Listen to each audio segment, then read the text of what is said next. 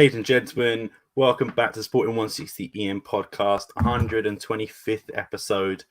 And it was a poor day for us yesterday, but we move and we've got a very special guest. But firstly, my name is Sam. I'm filling for Danny, who's currently in Portugal, was actually at the game yesterday, which I mean, didn't turn out too well for him, but it's always good to experience the atmosphere.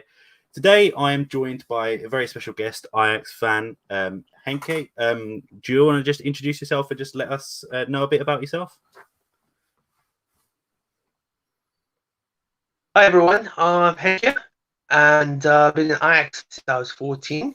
Not back, well, actually, it is a long time ago, showing my age. Back in '96, and I've supported Ajax ever since. The good times, bad times. I've also followed European football, including Portuguese, and I've been following other various teams across Europe.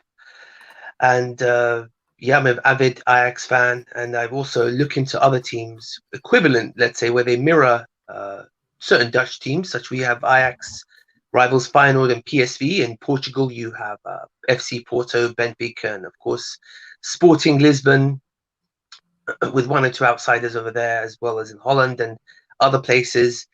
And I'm just glad to be here. I saw the game last night. Naturally, I'm pleased with the result, but it's not over. 5 games left, and yeah. Yeah, I mean, it was definitely a much better night for you than it was for us. To everyone wonder where Chris is, he is currently getting his car serviced, probably back in sort of the next 10-15 minutes. But before we get into anything, feel free to subscribe to the YouTube channel, follow us on Twitter, follow Henk on Twitter. Do you want to just promote your Twitter at?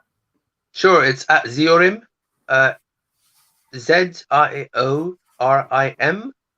So feel free to follow. I sometimes follow back.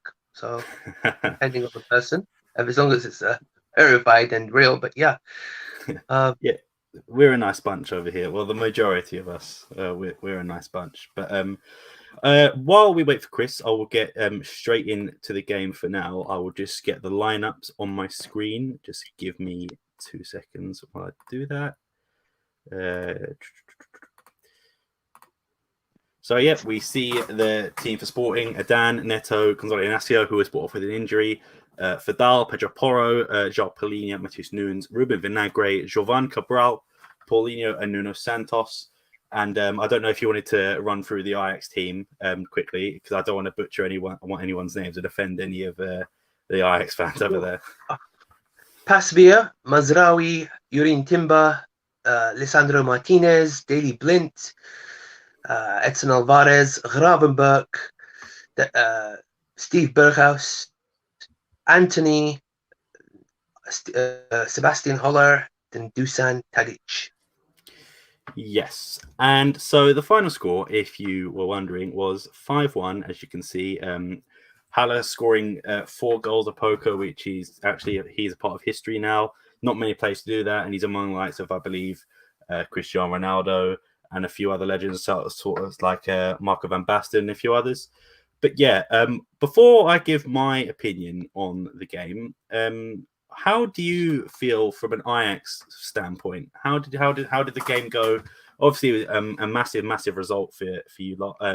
How did you feel the game was going to go before kickoff, and were you surprised, or what were your thoughts?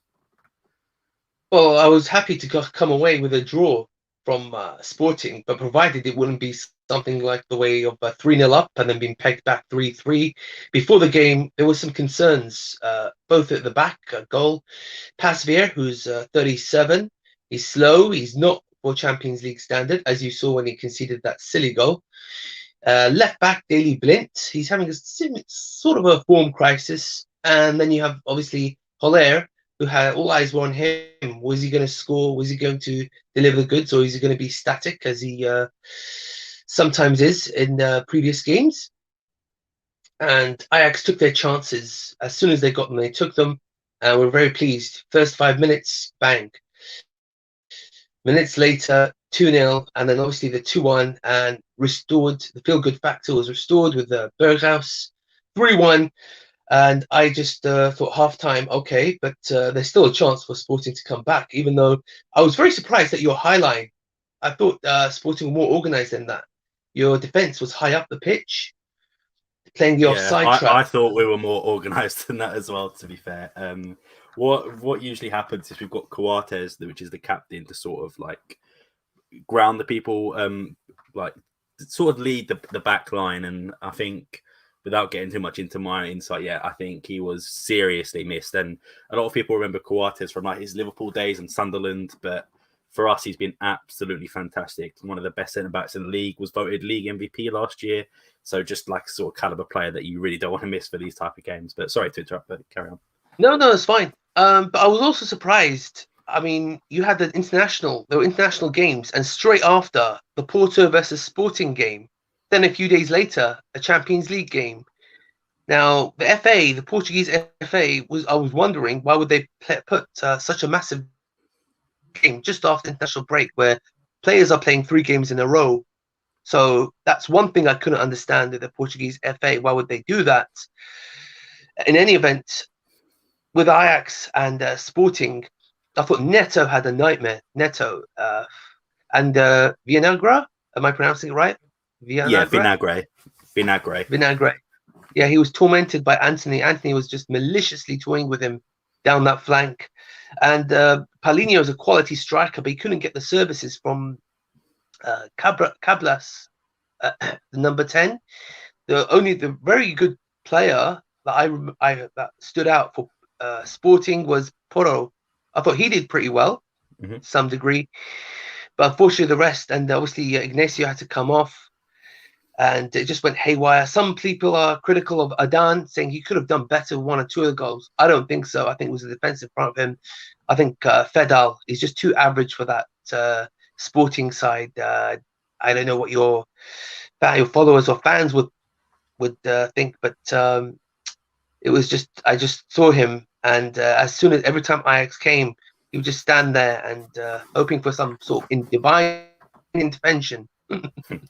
Well, yeah, I mean, we were talking about this yesterday. We went on Twitter Spaces for for about half an hour, and like, Fadal's decline is something that puzzles us, because yes, like last season I'm not going to say he was great by any means, but he wasn't bad. He did his job correctly, and we ended up winning the league, so that's fine.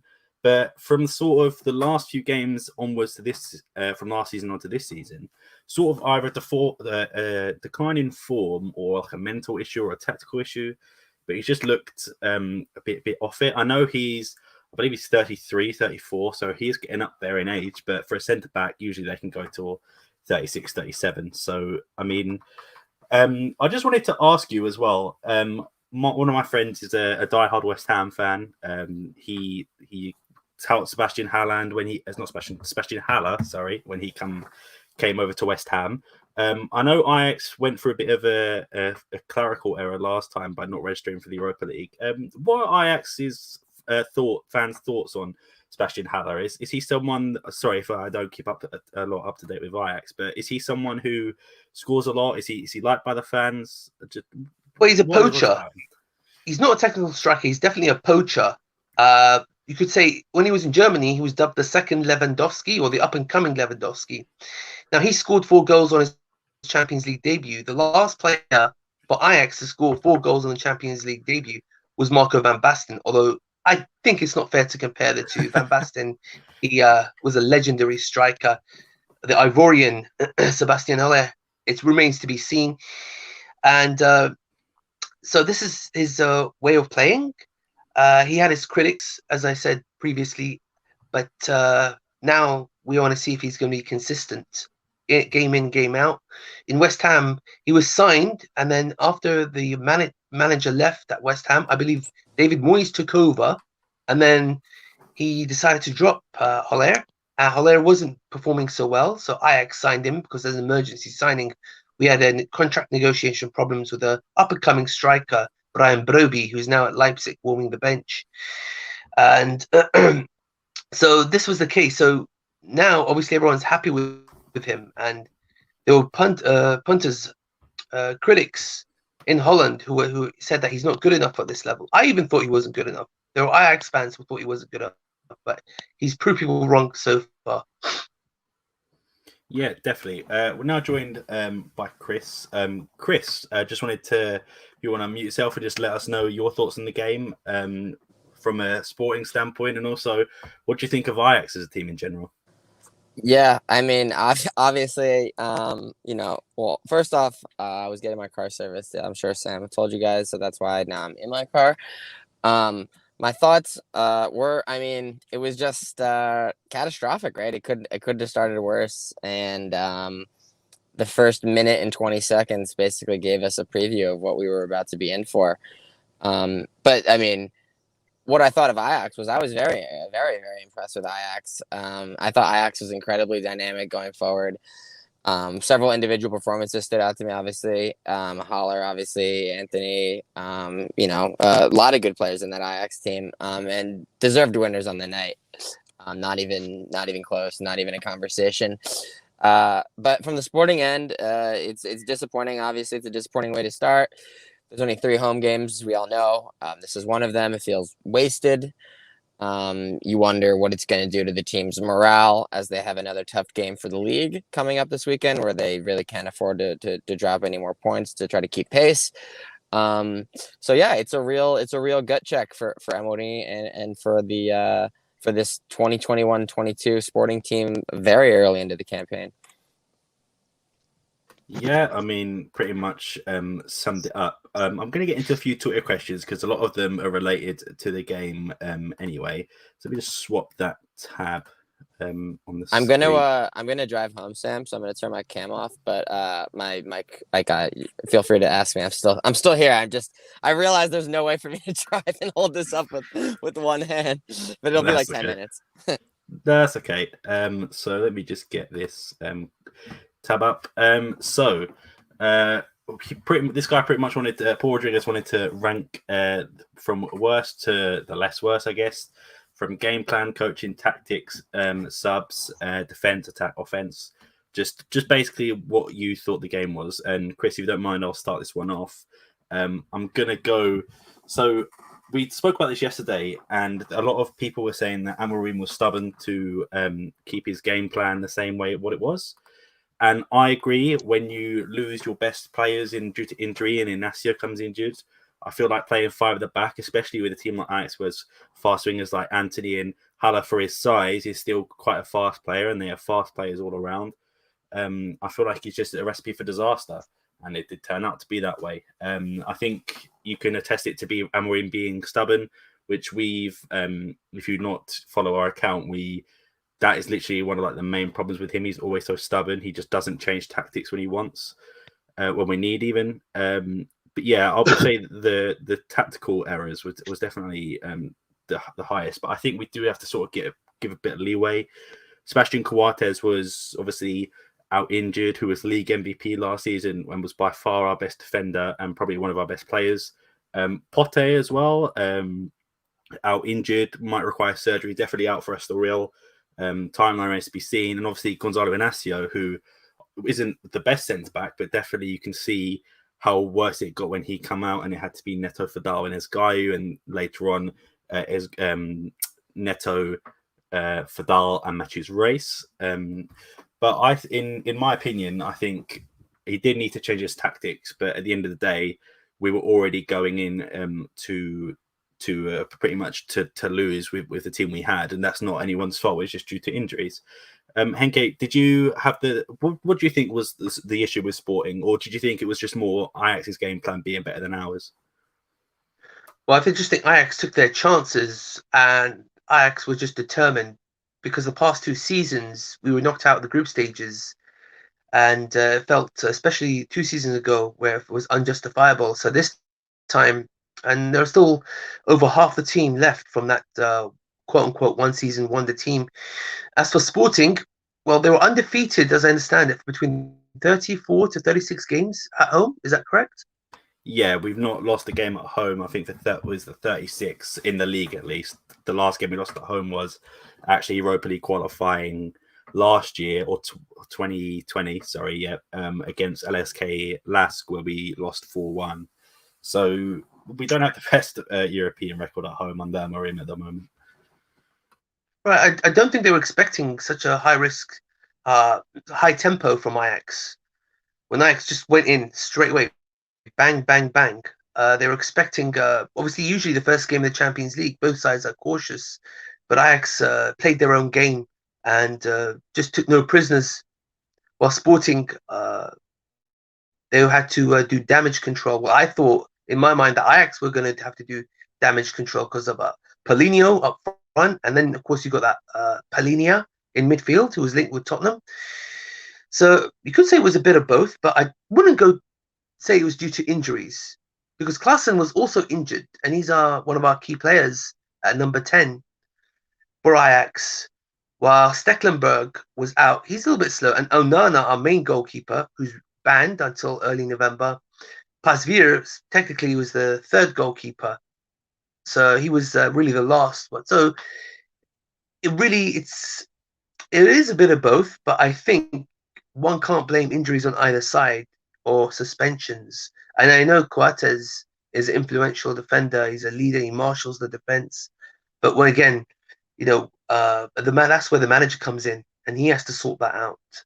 He had two players coming back, both Thomas and Ignacio. Unfortunately, Ignacio had to come off, but I don't know if that was maybe rushing the player back. But as I said, the Sporting have to reflect on some of their players. Are they good enough for this level? Is Fidel good enough?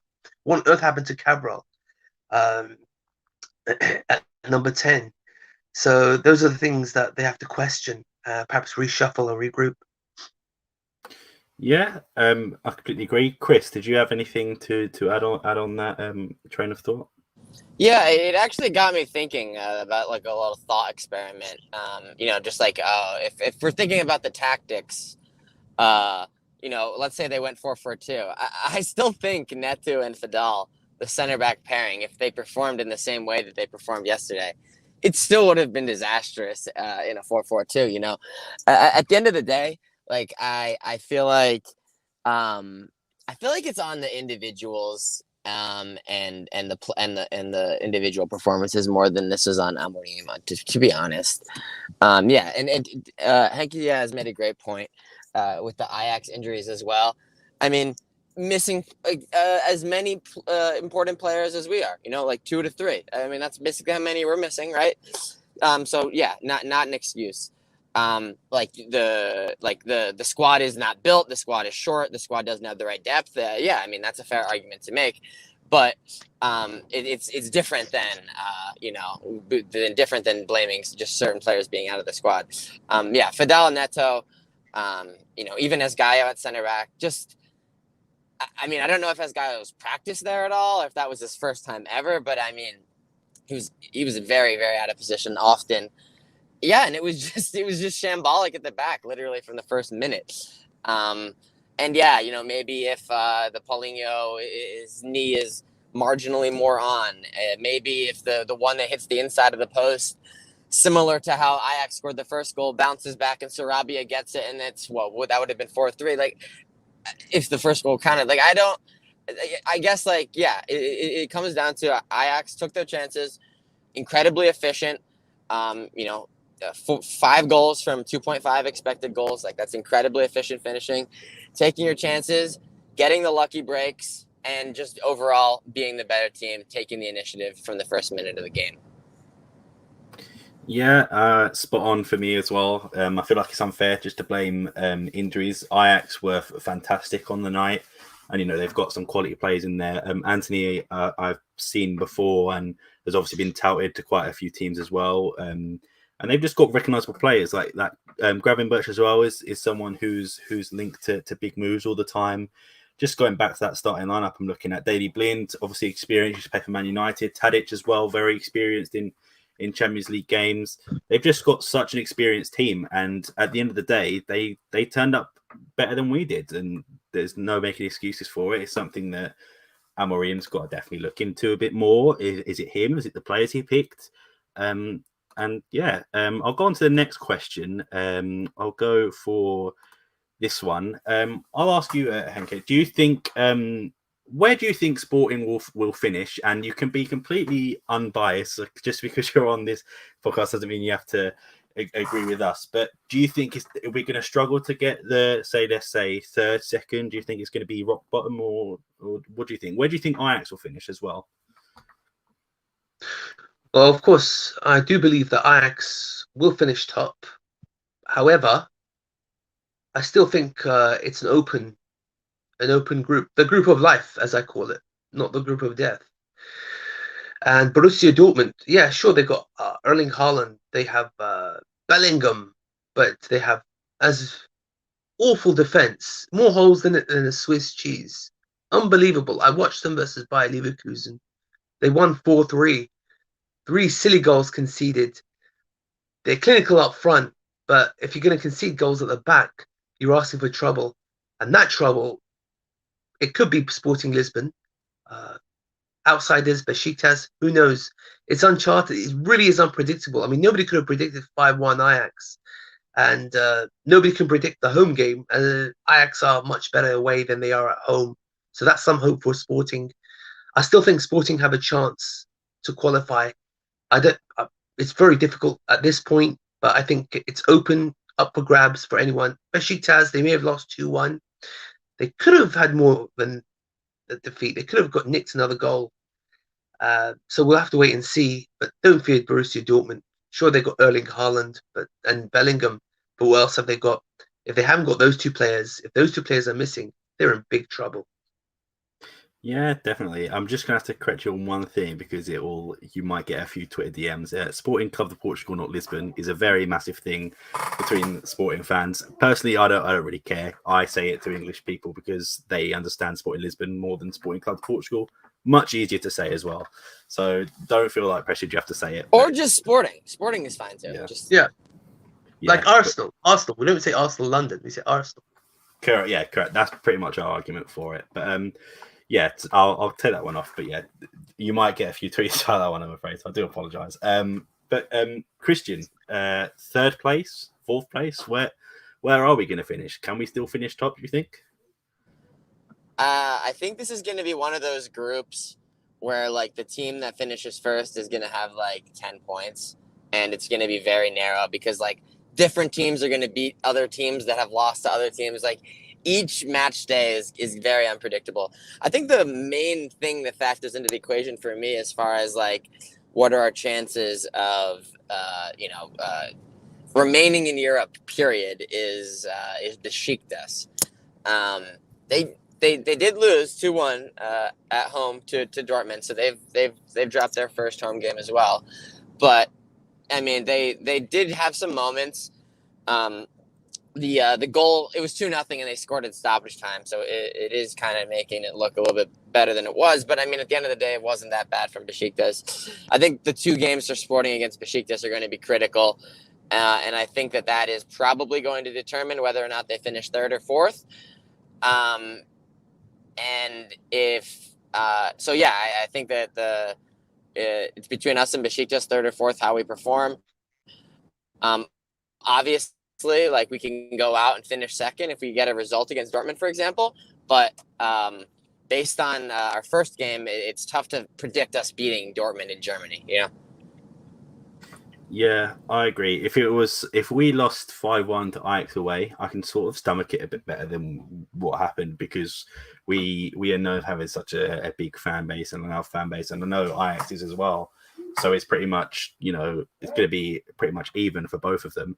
But we'll go on to the next question. It might be the final one.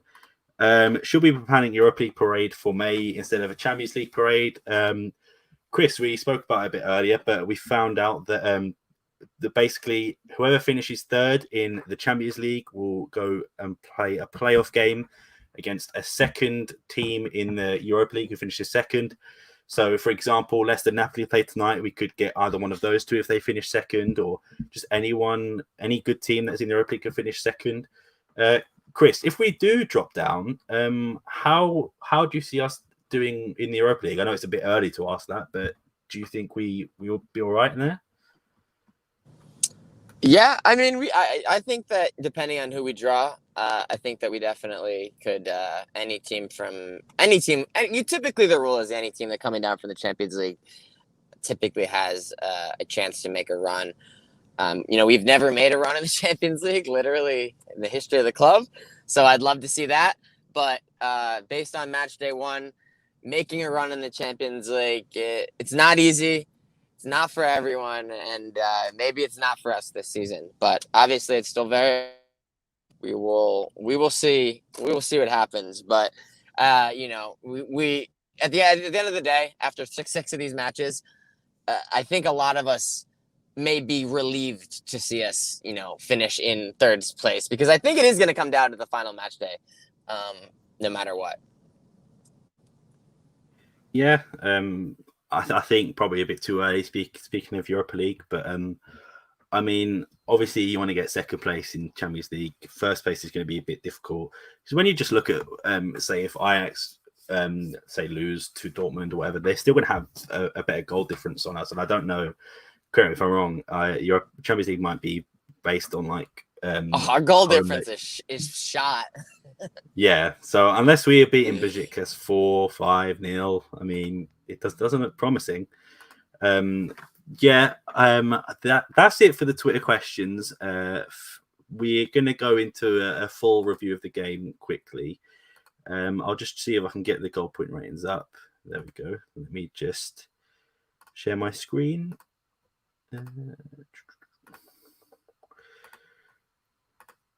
Cool. So we've got the ratings for the both teams. Apparently, Matheus Reis was our man of the match according to goal point. Haller obviously getting the poker, getting a 9.7. Henke, looking at this graphic we're seeing now, do you feel like anyone should be rated higher? And what were your overall opinions of the Ajax game? Well, I think Daley Blind slightly a bit higher. I mean, that was very risky.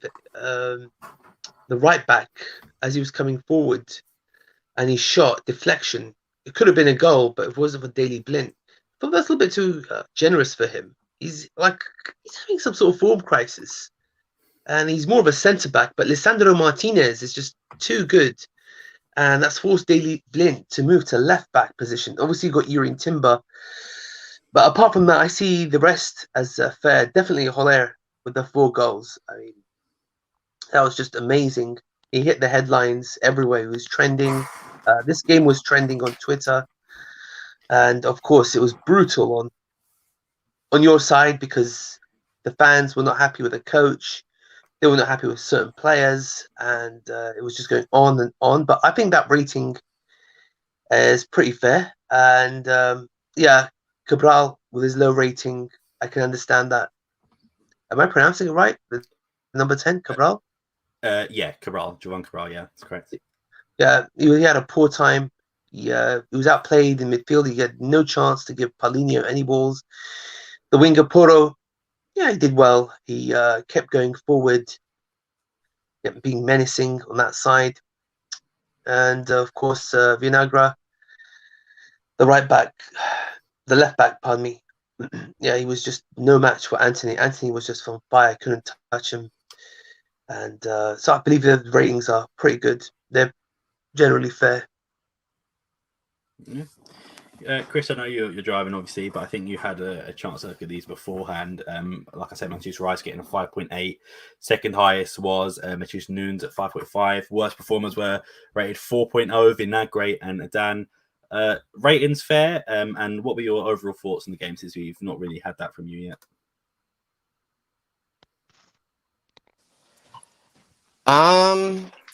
Yeah, I don't really know how Matheus Reis got the highest rating. I guess Matheus Nunes was lacking in some other areas, and truthfully, Matheus Reis didn't have as many minutes to destroy his rating earlier in the game, because he's come on after a lot of the worst has already happened. Yeah, I mean, it's not good enough. Yeah, the special shout outs of not good enough is Vinagre, right? I see a lot of people putting up the red alert about Vinagre, mainly due to his on loan nature and the nature of his price tag. He basically what he's shown this season in his 5 appearances or whatever is that he's a good player with potential that is nowhere near that valuation right now. Basically, he's valued at 20 million euros, 10 for 50%. I mean, he's not worth that. He's worth like 5, maybe. He's a good prospect. But for a full-time starter in the Champions League, he's no Nuno Mendes. I'll say that much. The other problems, the center backs, Neto, Asgaio, Fadal. I mean, there's no one else. No one's coming in. This is our squad. We can reinforce in January, but at that point, like 5 of the 6 match days will be done. Maybe all of them. I think all of them actually. You don't get reinforcements, until the knockout round. So, I mean, this is our squad. Maybe Jose Marsa, a 19-year-old kid who's currently injured in the B team, works his way up. But the only people coming in are kids from the academy. This is the side. So I just think that Neto, Fadal, they need to step their game up because we need them. They were important last season. They stepped in. Neto stepped in so many times and was critical in so many big games. He needs to be better. Fadal was a starter, reliable starter all season. This season is just not good enough so far. I mean, are they over the hump of their careers? You could look at their ages and start to say, maybe they're done. I don't know. They're showing warning signs, and the sirens are certainly flashing. And I think Fadal has one more year. We have an option on his contract next season. So if he's shite, I mean, we got to let him walk, Yeah, I pretty much agree. Looking at the ratings, I think pretty much all of them are fair. When you lose 5-1, you can't really give anyone over a sort of a 6 or a 7. But I think Matheus Nunes was, higher than a 5.5. I thought he was pretty much the only one trying. I know he wasn't perfect, made mistakes, but I think he was the one that sort of dictated everything in midfield. Paulinho had a really off game, which is really, really unlike him. And Matheus Nunes sort of had to pick up the slack. The wingers were just completely irrelevant. Nuno Santos and Jovan, I couldn't tell you what they did because none of them did pretty much anything. Vinagre, I was the worst performer for me, I would say. Most of the goals came from his side, and there was that one where there's a ball over the top, and he just completely lost direction of the ball, and it went in for another Hala goal. And I mean, I'm just looking at the team. Adan, I think's harsh to give a 4.0, but he did concede 5. But I don't think any of them were his fault. It was just poor defending. Like Chris said before, Esgaio being a makeshift centre back. I mean, we complained about Matthews Rice, but at least he's had a few games there, sort of used to it, so he knows his stuff. Paulinho, Chris, I wanted to get your thoughts on because he scored 1, could have been 2. We like to give Paulinho his fair share of slander, being the club's record signing. But Chris, Paulinho, was it a good Paulinho game considering we lost 5-1, but he did technically score 2? Yeah, as far as the sliding scale of Paulinho games, this was a above average Paulinho game. He's got a goal. He's nearly got 2. It's very suspicious. And here's why it's suspicious for me. There's a defender, all the angles that I've seen, if UEFA had another angle, perfect. That's fine. It's tough to tell where the ball is released because there's a defender blocking his foot. So it's tough to tell exactly where the ball is released. And then if it's tough to tell the ball is released, he's off by a centimeter, a millimeter. It's tough to tell, right? So if it's that close and you can't really tell when the ball is released, I always lean, if it's that close, let it stand. But UEFA had other ideas. It's unlucky on his part. It's a great header. I mean, he's 16 yards out when he heads it. I mean, that's a great header, looping over the keeper. Really good finish. And if you'll remember, actually earlier in the first half, the only 2 chances that we had, reaching the goal, were Paulinho's shots, with his left foot. And one of them actually, he actually made decent contact with it and almost went in. So yeah, Paulinho showed some signs of life. That he hasn't. He scored 1.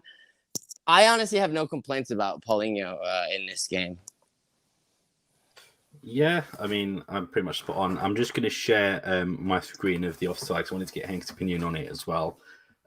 So it was obviously a very tight offside, and I'm not sure how much you follow Portuguese league, but we love to complain about referees and offsides. But I mean, looking at that from base value, what were your thoughts? It was a good header, but like, what were your thoughts on the whole play and the offside call in general? Oh yeah, it was just offside, as you can see, just half a yard offside. Referee made a good decision, but it was good positioning. Like I said, Paulinho, he's a quality striker, and so when it was 3-2, and I thought, okay, hello VAR, where are you? And in it came, and I thought it must be because the camera kept rolling, replaying, and yeah, he could see on the line his leg just sticking out there. See what I'm saying though, that you can't really see the ball though. Well, yeah, you can see the ball being played how just about as it leaves his foot. As you can see, it just leaves his foot, and Paulinho's foot is just stuck out from the offside trap. It's controversial. To be fair, no, in this freeze frame, he does look a slightly offside from this freeze frame. I would contend though, is this freeze frame the correct moment though? That's all that I'm saying. As you can see, the player playing the ball in, it's just left his foot as Paulinho's foot is just stuck out of the offside trap. So he got it right.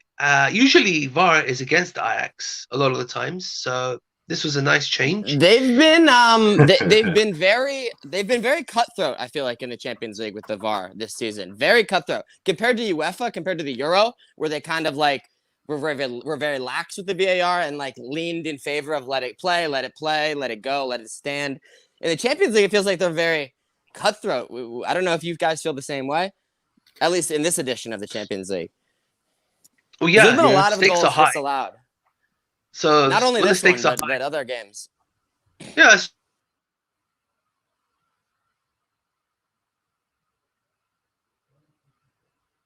It was 5-3, and the VAR had another look and ruled it out for Man City, and Tottenham went through. It was cruel. So yeah, it's brutal. It's more intense in the Champions League because it's the elite competition. It's the crème de la crème, as they say in France. So, of course, they're going to focus more on it. All eyes on the Champions League. So VAR is more used. In some leagues it's used more, in some leagues it isn't. But in the Dutch league, it's definitely being used. But obviously, the Champions League, I agree with you, more than the Europa League. Europa League, it's not taken as seriously because deep down, people know it's like more of a benchmark winning the Europa League. Then you get into the Champions League, Villarreal, previous teams such as Sevilla and so on. But the Champions League, a whole different ballgame. Yeah, I completely agree. From that angle, it did look offside, and that was when we tweeted on our podcast account.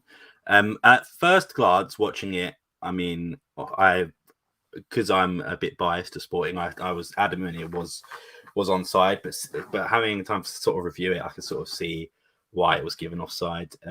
But that's pretty much all we had time for the game. Henk, I just wanted to get your opinion on your next game, which is against Besiktas at home. You said you watched the Besiktas game.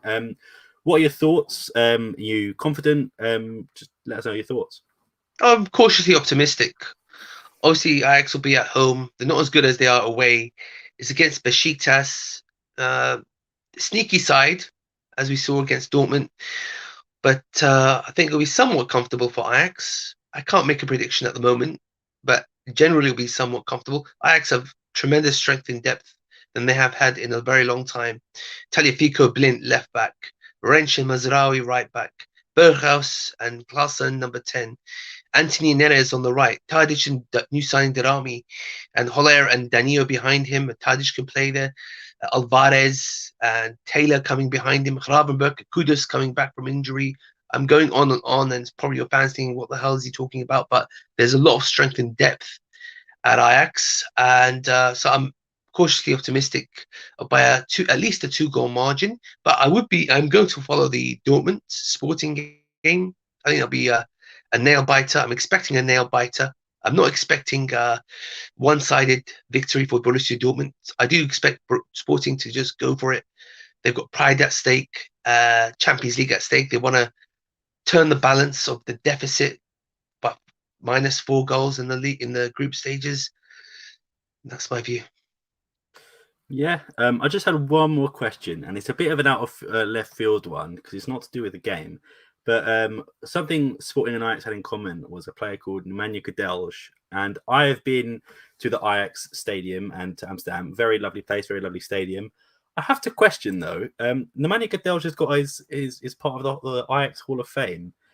How like good was he for you, and why is his like Hall of Fame? Is it the same Gadelj that I'm thinking of, or is it like a Dell, different player? as a Serbian midfielder, Yeah, he was horrible. Out of Ajax, he even blocked fans on Twitter, he's got and he was a not Hall of Fame locker. When I went there, I've got a picture somewhere, but yeah, he has a Hall of Fame locker in Ajax in Amsterdam Stadium.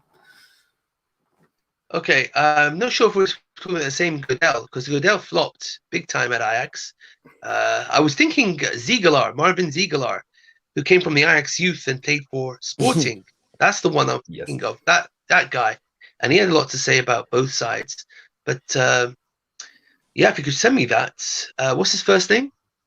Nemanja Gadelj, I believe. Oh, If Chris wants yeah, to get me he on that. is. I'm not sure if he's in the league of him or anything. I mean, he came from He's still active. He plays for He won the he plays Europa in League last Sevilla, year. right? I thought he plays plays in for Sevilla. China. Last time I read, He he's in he China. did. He did, didn't he?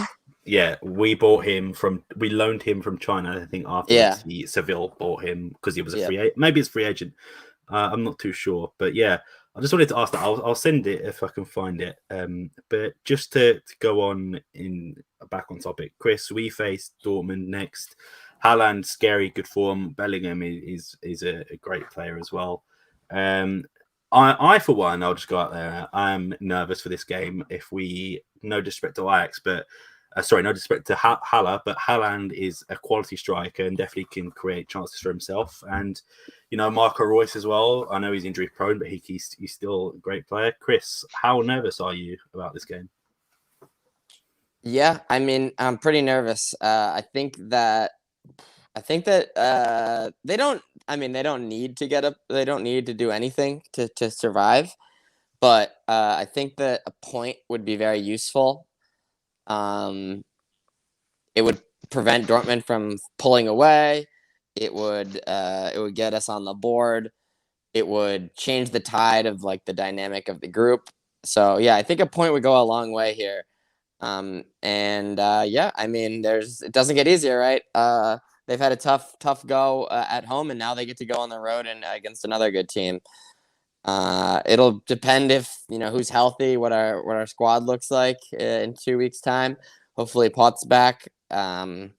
Kawats should be back. I don't know. Inacio, I saw that they don't know how long he's going to be out. Could be anywhere from a couple days to a couple weeks. So that means nothing to me.